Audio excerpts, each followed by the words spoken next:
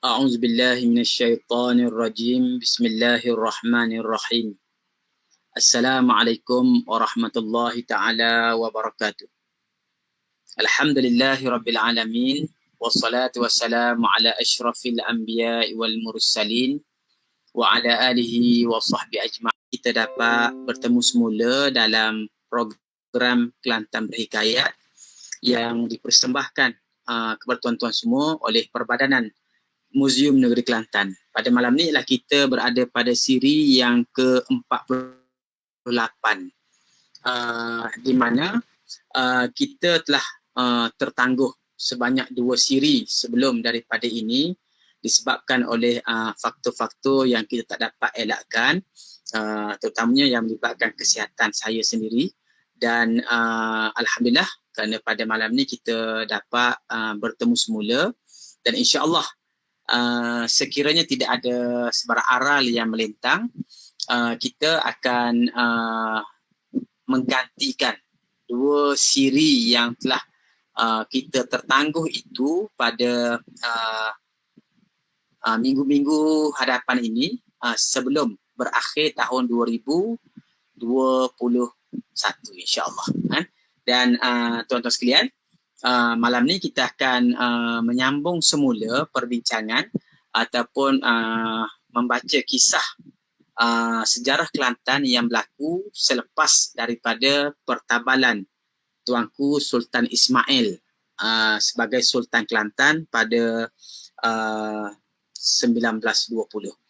Di mana dalam perbincangan kita yang lepas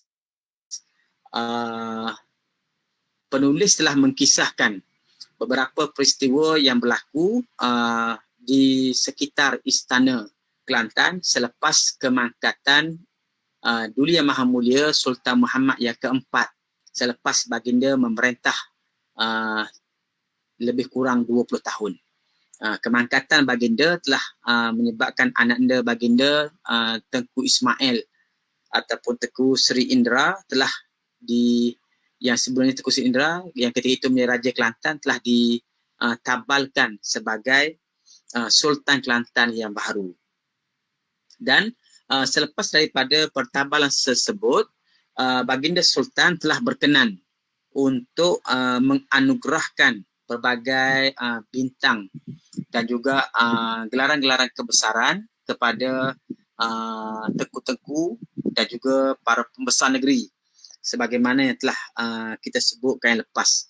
Di antara pembesar-pembesar dan juga tengku-tengku yang menerima anugerah tersebut termasuklah Raja Muda yang diberi gelaran Al-Muhammadi darjah yang pertama dan juga Tengku Bendahara yang digelar Al-Yunusi. Manakala Datuk Seri Paduka Raja iaitu Datuk Ni Mahmud telah diberikan gelaran baru sebagai Datuk Perdana Menteri Paduka Raja. Sebelumnya Datuk Ni Mahmud bergelar Datuk Bentara Setia, kemudian diberi gelaran baru Datuk Seri Paduka Raja, kemudian sempena dengan pertabalan Sultan Ismail yang berlaku beberapa ketika selepas kematian Datuk Menteri Kelantan iaitu Datuk Cik Hassan bin Muhammad Saleh. Lalu Datuk Seri Paduka Raja ini dijadikan Menteri Besar atau Perdana Menteri yang baru, diberikan gelaran Datuk Perdana Menteri Paduka Raja dan dikurniakan juga kepada beliau bintang yang bergelar Al-Yunusi. Kemudian beberapa lain yang turut menerima gelaran termasuklah Tengku Putera.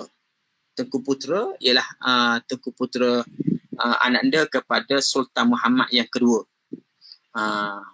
yang ketika itu bergelar sebagai Tengku Temenggung, dan juga Tengku Besar Tuan Sap, itu anaknya kepada Sultan Ahmad ataupun adinda kepada Sultan Muhammad yang Tengku Besar Indra Raja, dan juga Tengku Muhammad bin Tengku Putera Semerak. Tengku Putera Semerak ni Tengku Idris, anaknya Tengku Muhammad diberi gelar Tengku Seri Utama Diraja. Manakala Tengku Cik yang terkenal dengan Tengku Cik Penambang itu digelar sebagai Tengku Panglima Raja. Sedangkan Tengku Cik anaknya kepada Engku Yunus digelar Tengku Kaya Pahlawan, dan Tengku Muhammad bin Tengku Seri Wak Raja dan juga Khatib Haji Muhammad Said diberi gelar Datuk Seri Diraja. Jadi ini adalah antara gelar-gelar yang diberikan. Jadi di kalangan pembesar-pembesar itu kita kira sebagai tokoh awam yang menerima gelar yang paling kanan selain daripada Datuk Seri Datuk Perdana Menteri Paduka Raja ialah Khatib Haji Muhammad Said. Khatib Haji Muhammad Said ni ialah khatib di Masjid Besar Kota Baru ataupun Masjid besar lah pada masa ini, sekarang Masjid Muhammadi, telah diberi gelar Datuk Seri Diraja. Beliau ketika ini merupakan seorang pegawai di Pejabat Tanah Kota Baru, dan beliau juga merupakan ahli Majlis Agama Islam dan Adat Istiadat Melayu Kelantan, MAI. Dan beliau adalah ayahanda kepada Datuk Laksamana Muhammad bin Muhammad Said. Jadi Datuk Muhammad Said ini, Datuk Muhammad Said Khatib ini merupakan antara orang kebanyakan yang menerima anugerah yang paling kanan dalam majlis pertabalan tersebut. Kemudian tokoh-tokoh lain yang turut menerima gelar termasuklah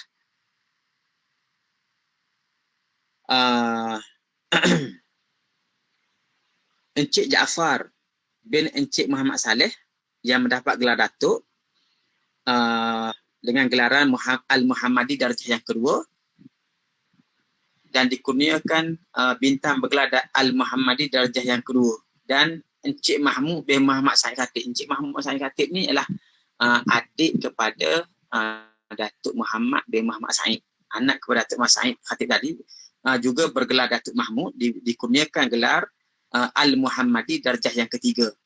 Manakala Encik Awan Khazanah digelar Datuk Bentara Kiri serta bintang Muhammadi Darjah yang ketiga. Encik Yusuf bin Cik, seorang peranakan Pahang, digelar Datuk Yusuf dengan bintang Al-Muhammadi Darjah yang ketiga. Dan Datuk Bentara Jaya dikurniakan bintang bergelar Al-Muhammadi Darjah yang kedua, dan Datuk Bentara Dalam dikurniakan bintang Al-Muhammadi Darjah yang kedua, manakala Datuk Bentara Luar dikurnia bintang Al-Muhammadi Darjah yang kedua juga. Dan Datuk Ammar Diraja dikurniakan bintang Al-Muhammadi Darjah yang ketiga. Manakala Encik Megah Osman, itu seorang guru di majlis, dikurniakan bintang Al-Muhammadi Darjah yang ketiga. Dan Encik Abdul Kadir, penolong Ketua Khazanah, dikurniakan bintang Al-Muhammadi Darjah yang ketiga. Dan dikurniakan kepada Datuk Muhammad Daud. Muhammad Daud ni Makcik Ewu. Mak Daud ataupun Muhammad Cik Ewu bin Salim, seorang ahli majlis agama Islam, dikurniakan bintang Pahlawan yang amat gagah perkasa. Dan dikurniakan kepada Nik Muhammad Amin Dewa Musa bintang bergelar Seri Kelantan. Seri Kelantan. Demikianlah, setelah sudah istiadat itu masing-masing kembalilah adanya. Sebenarnya Nik Muhammad Amin Dewa Musa ni ialah ayahanda kepada Sultanah Zainab, iaitu bonda kepada Sultan Ismail yang menjadi sultan ketika itu, ataupun nenda lah kepada Sultan Ismail. Nik Muhammad Amin ni mempunyai jalur keturunan daripada sebelah Long Yunus juga, tapi daripada jalur yang lain Kemudian bercantum semula dengan keluarga Yunus hasil perkahwinan di antara Sultan Muhammad yang keempat dengan Sultanah Zainab yang pertama. Sultanah Zainab yang pertama ataupun Nik Wan Zainab. Nik Wan Zainab ini dikenal sebagai Sultanah Zainab tu. Jadi ayahandanya Nik Muhammad Amin bin itu antara bintang-bintang kebesaran dan juga pingat-pingat dan juga gelaran-gelaran yang diberikan ataupun dikurniakan oleh Tuanku Sultan Ismail kepada tengku-tengku dan juga pembesar-pembesar di Kelantan sempena dengan pertabalan baginda sebagai Sultan Kelantan. Pada hari Ahad 23 hari bulan Syaban 1339 tersebut tuan yang terutama turun berlayar 10:30 pagi dihantar oleh Duli Yang Maha Mulia dan tengku-tengku ahli mesyuarat dan datuk-datuk dan lain-lain kepada stesen Kota Baru dan perahu kenaikan Serati dihantar ke Palembang. Seperti yang disambut itu, demikianlah adanya. Jadi selepas daripada peristiwa jenis pertabalan atau istiadat pertabalan itu, maka tuan yang terutama iaitu wakil kerajaan Inggeris yang hadir, gubernur daripada Singapura telah bergerak pulang ke Singapura pada 23 hari bulan Syaban 1339. Pada hari Sabtu 23 hari bulan Julai 1921 bersamaan dengan 19 hari bulan Zulqa'adah 1339. Ini masih tahun 1921. Awal tahun Julai 1921. Pada pukul 8 pagi diadakan istiadat mengurniai gelaran kepada tengku-tengku kerabat dan orang-orang yang membuat bakti seperti yang tersebut di bawah inilah. Artinya pada hari ulang tahun keputeraan. Mungkin 23 bulan Julai ataupun 19 Zulqa'adah 1339 ni adalah hari ulang tahun keputeraan kerana dia berlaku sekitar setahun selepas pertabalan Sultan Ismail. Kerana majlis pertabalan sebelumnya berlaku pada 30 hari bulan April 1921 itu hari pertabalan. Kemudian pada Julai 1921 itu lebih kurang 3 bulan kemudian dianugerahkan lagi bintang-bintang kebesaran. Mungkin kali ini ialah kerana ulang tahun yang pertama memuja umur Duli Yang Maha Mulia Sultan Ismail yang pertama, Sultan Ismail. Jadi pada bulan April tahun 2021 itu ialah penganugerahan bintang-bintang sebenar pertabalan baginda. Tapi kali ini pada bulan Julai 2021 penganugerahan bintang-bintang sempena dengan ulang tahun yang pertama memuja umur ataupun kita kata hari keputeraan lah dalam bahasa hari ini. Hari keputeraan dulu dipanggil puja umur kan. Puja umur ulang tahun yang pertama. Duli Yang Maha Mulia Sultan Ismail. Yang pertama Al-Yunusi, Al-Muhammadi, PIKP, SK dan KCMG. Ini nama bintang-bintang. Seperti yang telah lazim sekaliannya, permainannya dan pada waktu tersebut itu adalah mendapat gelaran yang pertama mengurniai gelaran kepada Yang Maha Mulia Tengku Abdul Rahman bin Sultan Ahmad dengan gelaran Tengku Ismara Raja. Jadi selepas majlis istiadat ada semua permainan pesta-pesta, maka dikurniakan bintang-bintang. Yang pertama yang kurnia ialah Tengku Abdul Rahman bin Sultan Ahmad. Artinya Tengku Abdul Rahman ni adinda kepada Sultan Muhammad yang ketiga, ataupun nenda saudara kepada Sultan Ismail. Diberi gelaran Tengku Ismara Raja. Dan Tengku Abdullah bin Sultan Muhammad yang ketiga. Tengku Abdullah bin Sultan Muhammad yang ketiga, yakni adinda kepada Sultan Muhammad yang keempat. dengan gelaran Tengku Jaya Raja, dan Tengku Muhammad bin Tengku Sri Pekerma Raja digelarkan Tengku Mara Raja, dan Datuk Bentara Jaya diangkat dengan gelaran Datuk Laksmana. Ni Datuk Bentara Jaya ni lah Datuk Muhammad bin Muhammad Said. Muhammad bin Muhammad Said, iaitu ananda kepada Datuk Seri Diraja Muhammad Said tadi, yang terkenal dengan gelaran Datuk Laksmana itu. Diberi gelar, diangkat daripada gelaran Datuk Bentara Jaya kepada Datuk Dalam. Itu Datuk Bentara Dalam. Iaitu Datuk Nik Wan Jaafar diangkat dengan gelaran Datuk Istiadat Mahkota Raja. Dan Al-Fadil Haji Al-Haji Encik Idris bin Husin. Encik Idris ni, Haji Encik Idris ni ialah Mufti Kelantan ketika ini. Digelar Datuk Mufti. Dan Encik Megat di peranakan Perak digelar Datuk Megat Leda Diraja. Dan Encik Awang bin Jeragan Muhammad Yusof digelar Datuk Arya Diraja.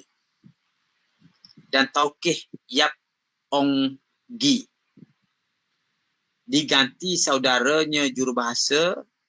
Inilah yang dapat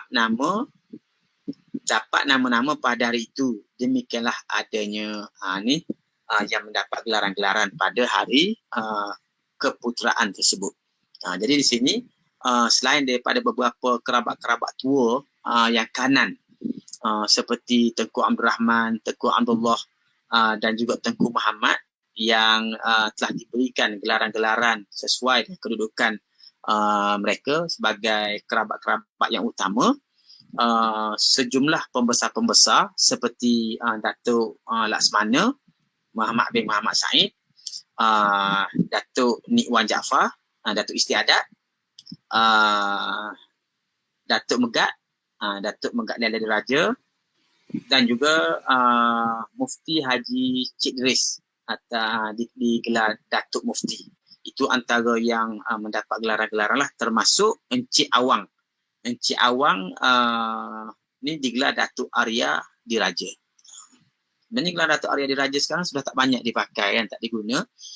Jadi kita di Kelantan pun gelaran Datuk Arya itu sudah menjadi gelar tidak terkenal. Dulu Datuk Arya ni Datuk Nidaud yang terkenal, Tasri Nidaud Datuk Arya Diraja. Sebelum tu gelaran itu dipakai oleh Encik Awang bin Jeragan Muhammad Yusof dengan gelaran Datuk Arya Diraja.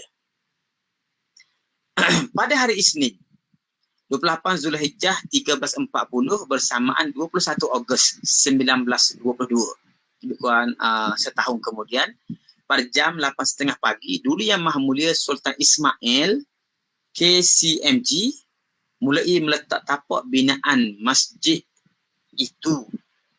Maka banyaklah hadir pada hari tersebut. Maksudnya apa? Maksudnya permulaan pembinaan ataupun majlis meletak atau pecah tanah bagi pembinaan Masjid Muhammadi, masjid baru atau masjid batu yang menggantikan Masjid Besar Kota Baru yang lama. Diadakan pada 21 hari bulan Ogos 1922.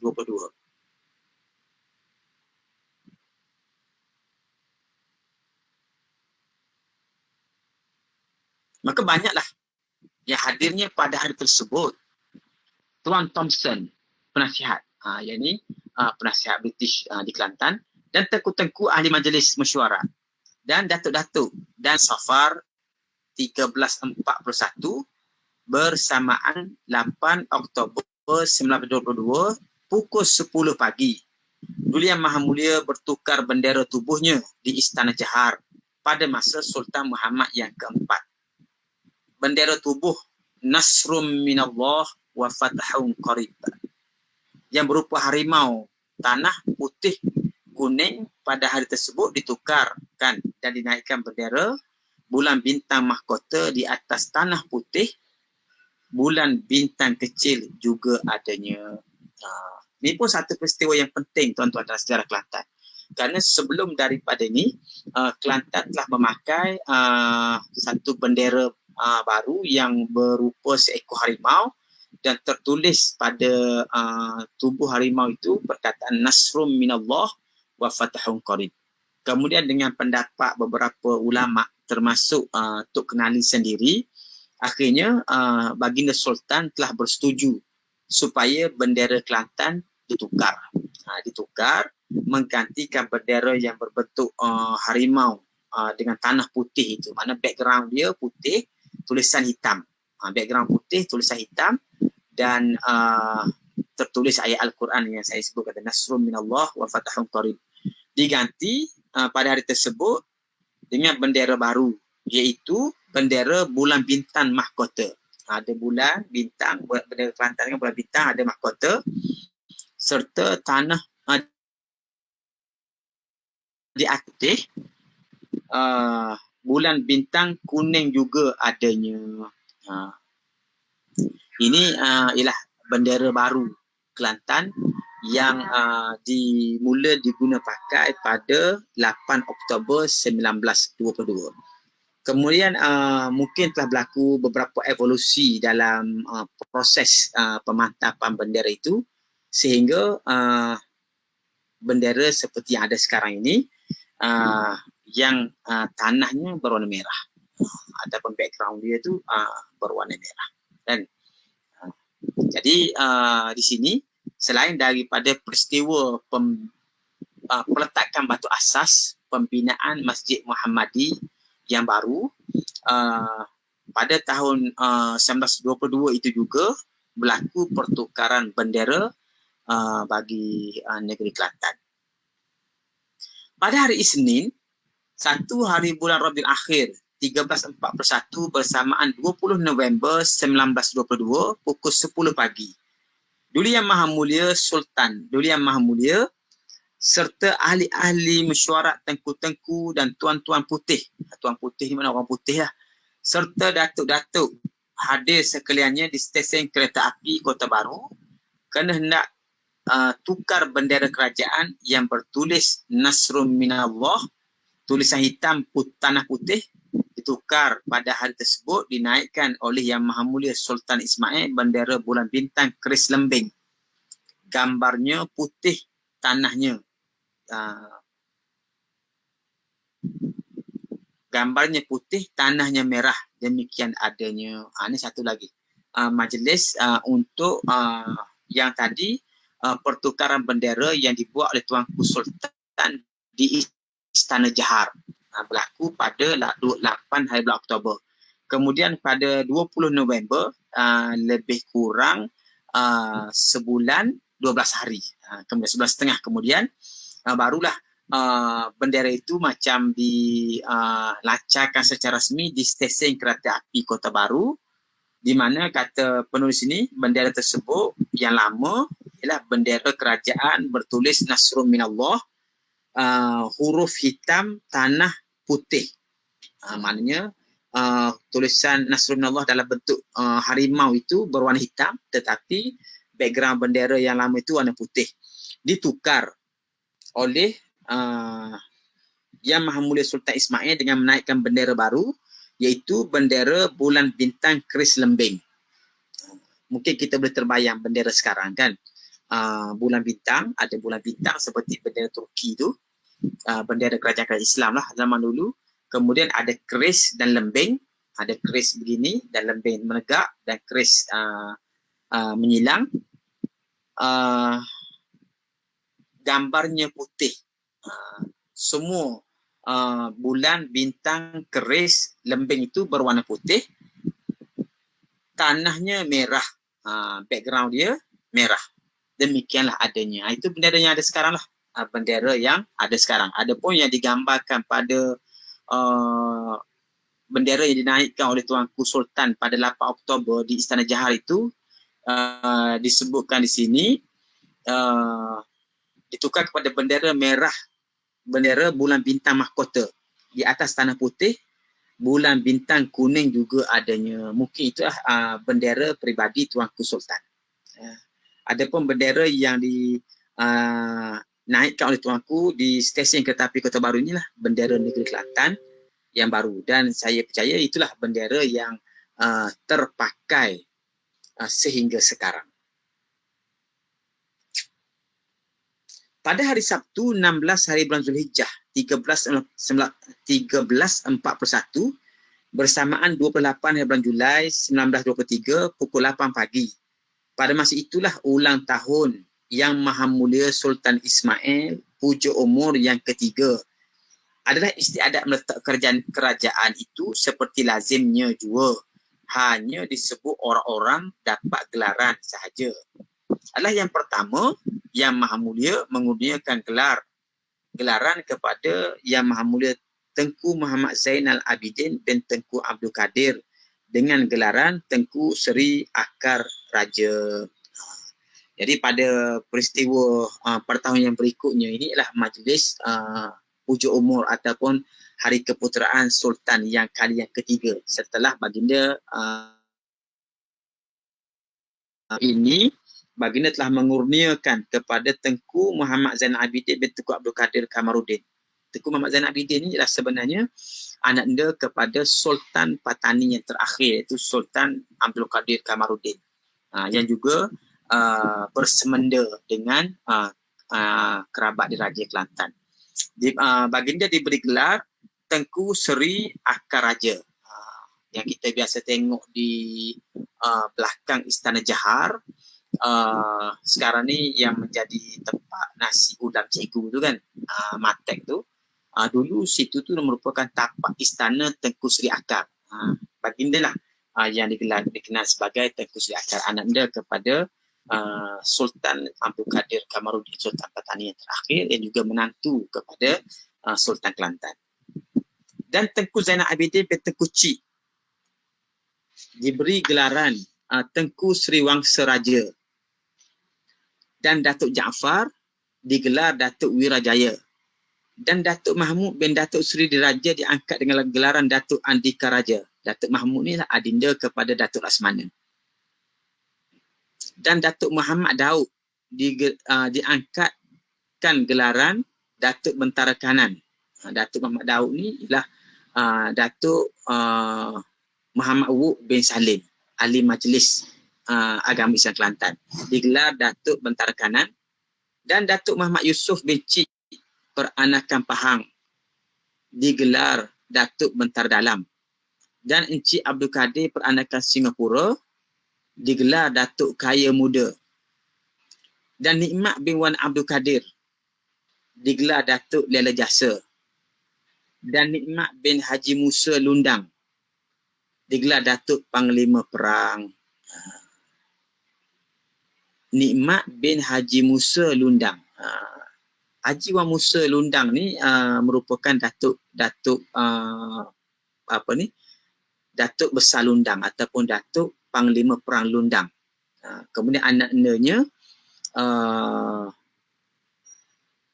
Nikmat digelarkan Datuk Panglima Perang. Ni saya rasa ini antara orang yang terakhir mendapat gelar Datuk Panglima Perang.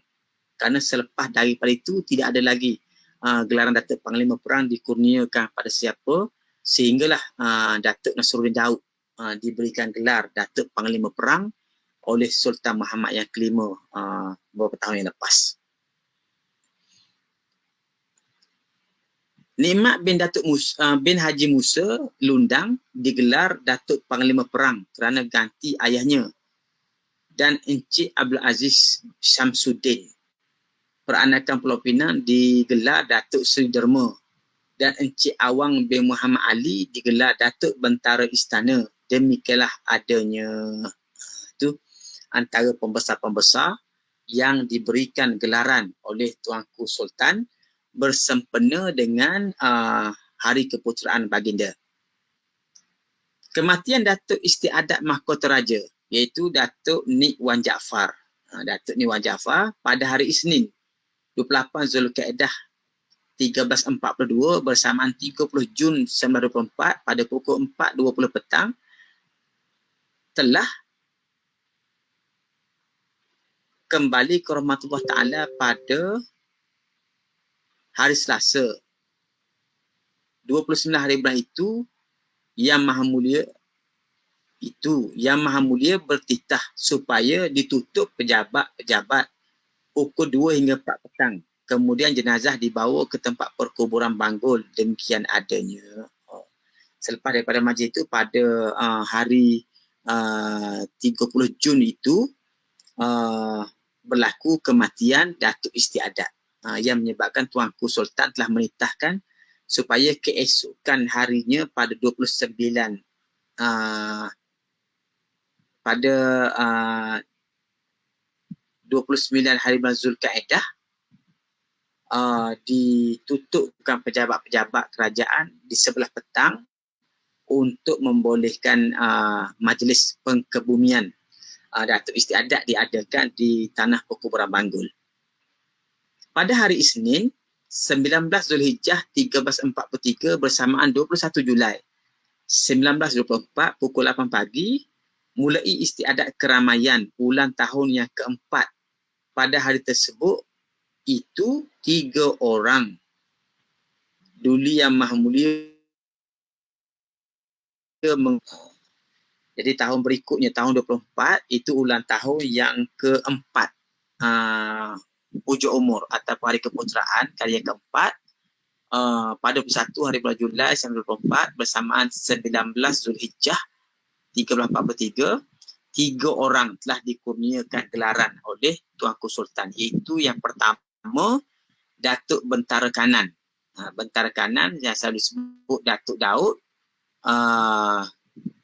kepada gelaran Datuk Istiadat Mahkota Raja. Datuk Bentara Kanan, Datuk Daud, Datuk Bentara Kanan ni tadi kan Datuk Daud, kita sebut tadi Datuk Muhammad Daud bin Salim kan. Datuk Daud bin Salim sebelumnya diberi gelar Datuk Bentara Kanan.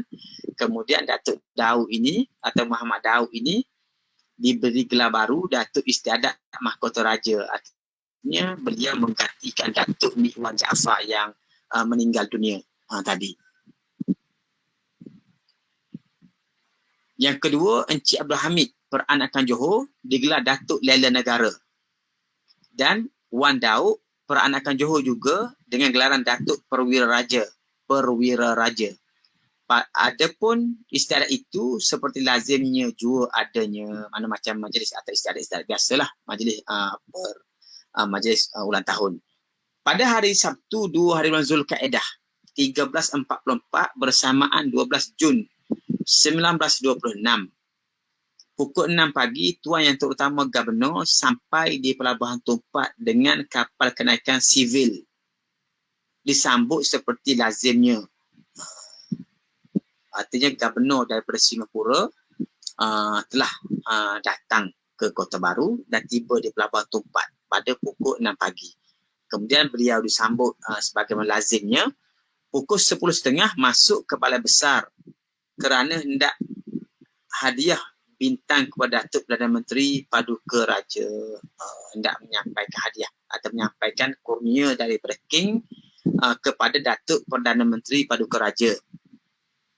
Bintangnya CVA. Ni short form atau ringkasan untuk apa saya tak pasti.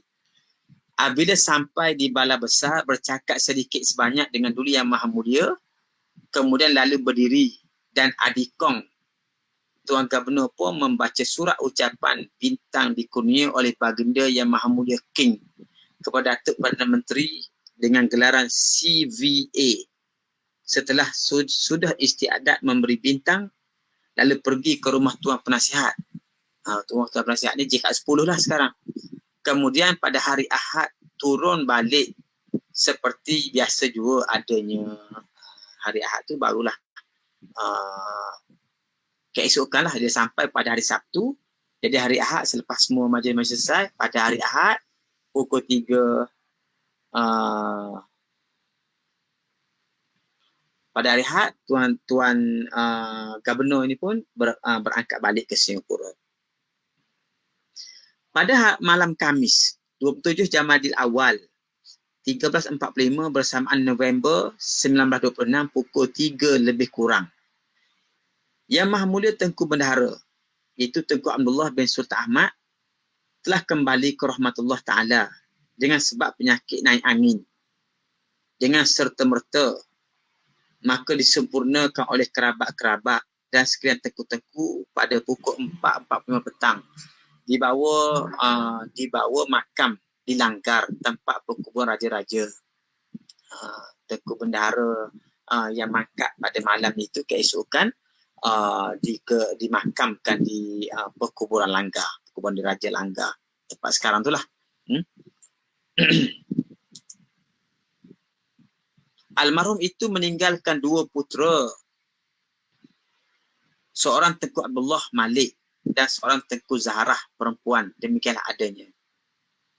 Pada hari Selasa 9 hari bulan Jamadil Akhir 1345 bersamaan 14 Disember 1926 pukul 9.30 pagi, Duli Yang Maha Mulia menjemput tengku-tengku ahli mesyuarat, tengku-tengku pegawai dan datuk-datuk dan tuan-tuan putih hadir ke Balai Besar kerana istiadat menyerahkan bintang JSO kepada Datuk Seri Diraja.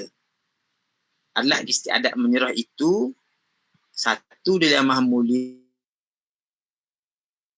hadapan sehingga sana dan sekalian yang hadir berdiri kiri kanan sehingga sana. 2, Tuan Ketuaan Ofis Tanah, Ketua Jabat Tanah, membaca surat daripada Yang Maha Mulia Baginda King menyatakan kurniaan bintang tersebut kepada Datuk Seri Diraja. Disematkan kepada bajunya, demikian adanya. Datuk Seri Diraja tadi siapa? Kan? Datuk Seri Diraja sebelum ni ialah Datuk Seri Diraja Muhammad bin Muhammad Said kan. Tapi dalam peristiwa ini tak dinyatakan dengan jelas siapakah sebenarnya Datuk Seri Diraja yang dianugerahkan bintang JSO oleh Baginda King dalam peristiwa pada 14 Disember 1926 itu. Pada hari Jumaat 19 hari bulan Jamadil Akhir 1345 bersamaan dengan 24 hari bulan Disember 1926, buah yang amat besar pada hari tersebut mulai naik air sungai pada malam Selasa 23 Jamadil Akhir bersamaan 28 hari bulan Disember. Penuhlah sekalian bandar Kota Baru sampai 3 kaki dan 2 kaki jalan-jalan Kota Baru hingga 1 Januari ditutup pejabat-pejabat. Jadi di akhir tahun 1926 itu berlaku satu banjir besar. Banjir besar kalau ikutnya dia bermula 24 hari bulan Disember dan berlarutan sehingga Kota Baru tenggelamnya air lebih 3 kaki. Dan pejabat-pejabat ditutup sehingga 1 Januari.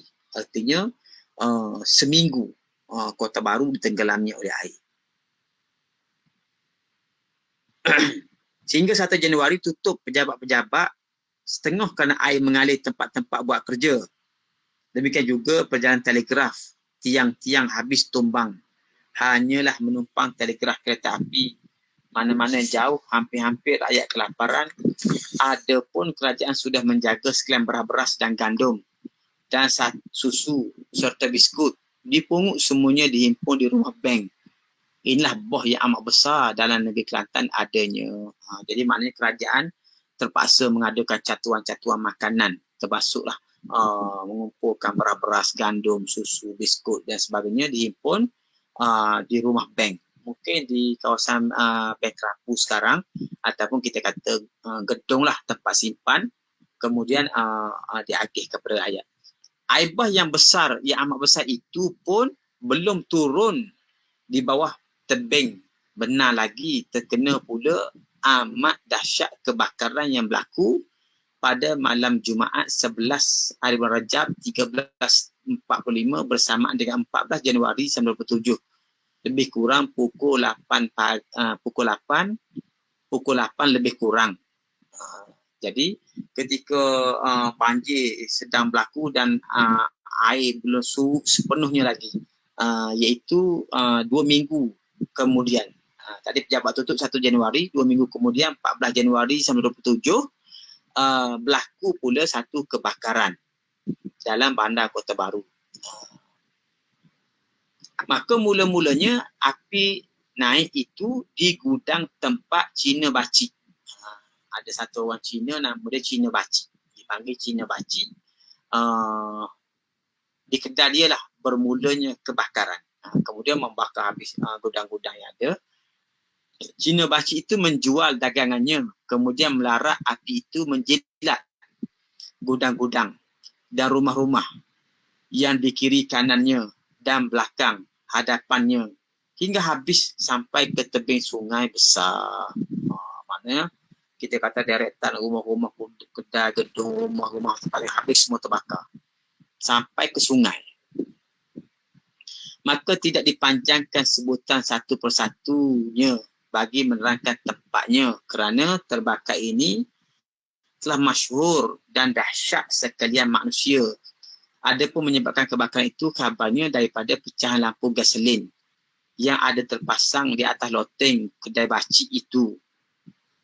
Dan oleh sebab lampu itu maka minyak yang segera menyala, tak dapatlah kuli-kuli Cina dalam kedai itu memadamkan. Tetapi pada pukul 10 alah lemah sedikit, tiba-tiba datang angin timur laut dengan kencangnya. Tatkala itu berpalinglah menjilat gudang-gudang. Hanya tiada dimakan sur.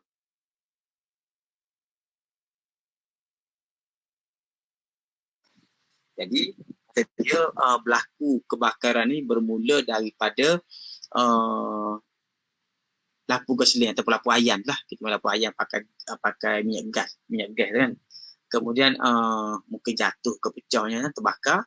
Oleh kerana gudang-gudang tu semuanya kayu, tak dapat dipadamkan. Tapi sebenarnya proses memadamkan api tu sudah berlaku dengan agak baik sehingga api tu dah hampir-hampir padam. Tiba-tiba jam 10 malam ketika api dah hampir padam tu, tiba-tiba mari satu angin yang kencang. Angin di timur laut yang kencang, angin itulah yang telah menyebabkan merebak semula api dan akhirnya membakar semua gudang-gudang dan rumah-rumah di sekitar Kota Baru. Kata dia satu sahaja yang tidak terbakar ketika ini, iaitu Surau Haji Encik Mahmud Wali. Ni maknanya Tok Wali Haji Mahmud Paseho. Tok Wali Haji Mahmud Paseho. Seorang wali Allah yang terkenal. Dan juga Tok Guru lah yang terkemuka di Kota Baru ketika ini. Selalu orang sebut Tok Wali Haji Cik Muk. Tok Wali Haji Cik Muk Paseho. Kan? Surau dia lah disebut di sini. Tidak yang hanya tiada dimakan Surau Haji Cik Mahmud Wali digelar orang. Tinggal di tengah-tengah gudang dan rumah kiri kanan berhadapan belakang surau itu habis sekalian. Sampai pukul 3 berhentilah mengamuk api, demikianlah terbakar. Jadi semua rumah sekeliling dia, belakang, depan, kiri kanan semua terbakar. Surau tu satu saja yang tidak terbakar. Alhamdulillah kan. Allah Ta'ala melindungi surau tersebut daripada dijilat oleh api. Adapun gudang-gudang terkena kebakaran itu lebih kurang 252 buah pintu. 252 pintu dan rumah kampung lebih kurang 23 buah rumah adanya. Besar ni kebakaran tuan-tuan. Pintu gudang dan 23 buah rumah yang terlibat dalam kebakaran yang berlaku pada 14 hari bulan Januari 1927. Jadi peristiwa yang berlaku pada 14 Januari 27 ini sebenarnya menjadi peristiwa terakhir yang dicatatkan oleh saudara Osman Yusof sebagai penulis manuskrip ini yang mencatatkan sejarah Kelantan yang berlaku daripada permulaan zaman Long Yunus sehinggalah kepada zaman Sultan Ismail. Oleh kerana manuskrip ini sendiri ditulis dan disiapkan dalam tahun 1930 oleh Osman Yusof selaku bendahari kepada Raja Muda Kelantan, maka kita memang tidak boleh aspek dia akan tulis lebih daripada tahun 1930. Dan berdasarkan catatan yang terakhir ini, beliau mencatatkan peristiwa terakhir berlaku pada 14 hari bulan Januari 1927. Itu peristiwa kebakaran bandar Kota Baru yang melibatkan 252 pintu gudang dan juga 23 buah rumah terbakar. Jadi dengan berakhirnya ataupun dengan catatan peristiwa terakhir ini, maka berakhirlah manuskrip yang bertajuk ringkasan tarikh Kelantan yang ditulis oleh Osman Yusuf. Ringkasan tarikh Kelantan. Berdasarkan catatan yang ditulis pada manuskrip ini, dikatakan bahawa disalin oleh saya, Tengku Ibrahim bin Tengku Yusuf. Maknanya teks asal manuskrip ini telah disalin oleh Tengku Ibrahim bin Tengku Yusuf daripada teks Encik Osman bin Yusuf. Disalin pada 31 hari bulan Januari 1962. Kemudian ditulis di sini juga ingatan disalin daripada buku tulisan tangan yang ditulis oleh arwah Encik Osman bin Yusuf, Bendahari almarhum Yang Amat Mulia Raja Muda Kelantan Tengku Zainal Abidin Ibni Sultan Muhammad yang ketiga Long Kundur. Jadi teks asal manuskrip yang kita sedang baca ni sebenarnya ditulis oleh Encik Osman bin Yusuf, Bendahari kepada Raja Muda Kelantan. Kemudian disalin oleh pada 31 Januari 1962. Kemudian disebut lagi di sini ingatan disalin daripada buku salinan kepunyaan Tengku Ibrahim bin Tengku Yusuf. Ada salinan baru, artinya salinan yang ketiga. Teks yang kita baca ni lah teks salinan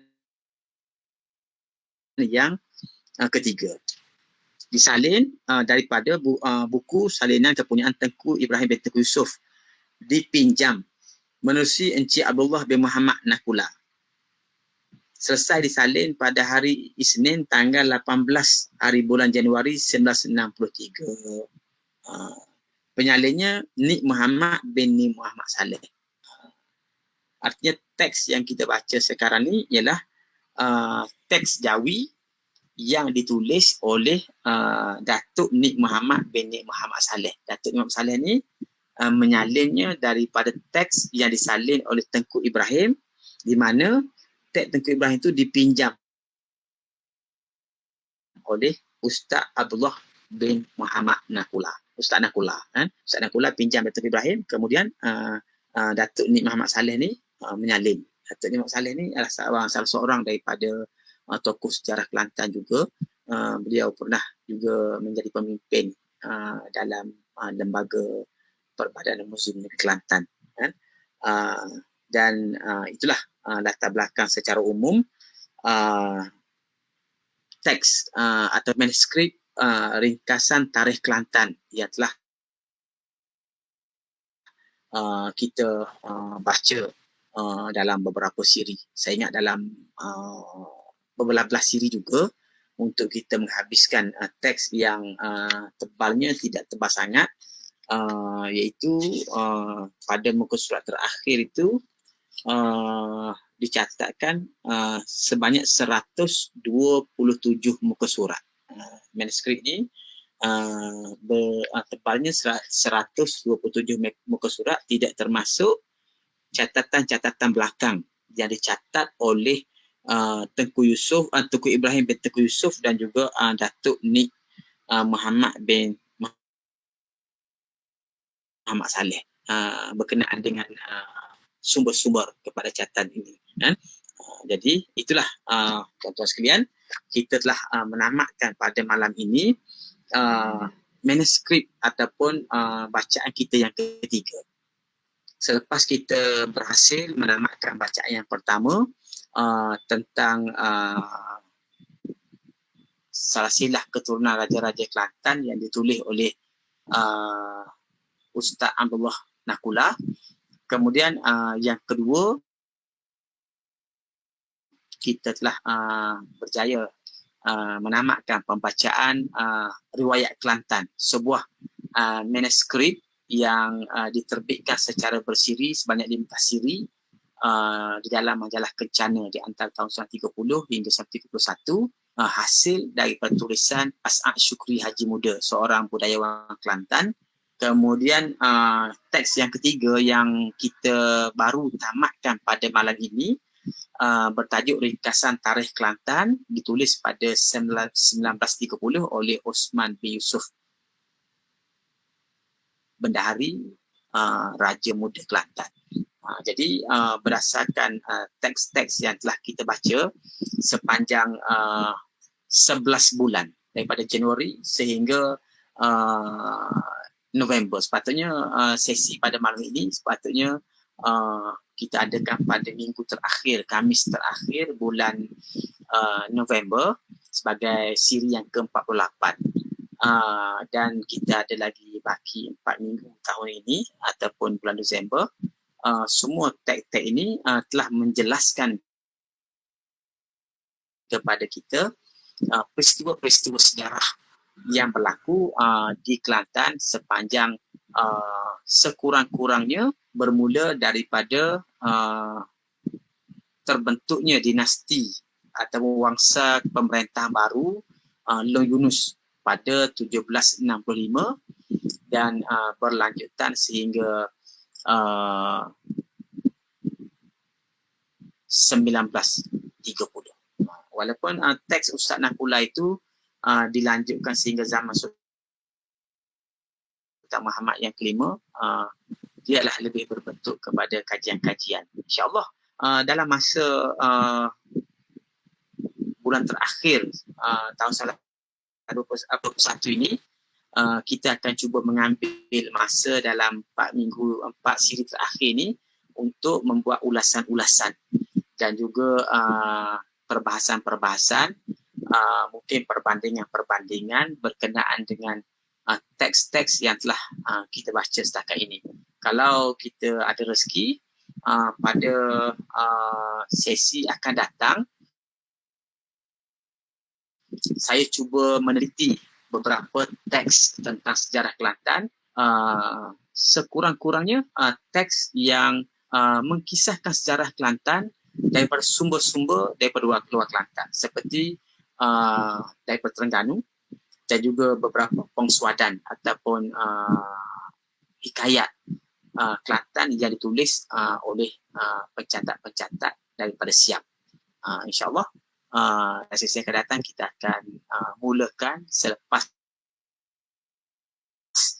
kita menamatkan untuk sesi 2021 ini. Kita ada lagi 4 siri dan insyaAllah 4 siri nanti yang terakhir itu kita akan membuat ulasan-ulasan terhadap teks yang telah kita tamatkan bacaan-bacaannya. InsyaAllah tuan-tuan sekalian, malam ni kita akan tamatkan lebih awal untuk pembacaan ini dan saya berdoa kepada Allah Subhanahu Wa Taala supaya kita diberikan kesihatan dan juga ruang masa untuk terus kita bertemu dan membincangkan perkara-perkara yang berkait dengan sejarah negeri Kelantan ini. InsyaAllah tuan-tuan semua kita sama-sama jaga diri masing-masing, mematuhi SOP dan terus mengikut arah-arahan yang dikeluarkan oleh pihak kerajaan supaya kita dapat memutuskan rantaian COVID-19 ini. InsyaAllah kita berjumpa lagi pada sesi akan datang.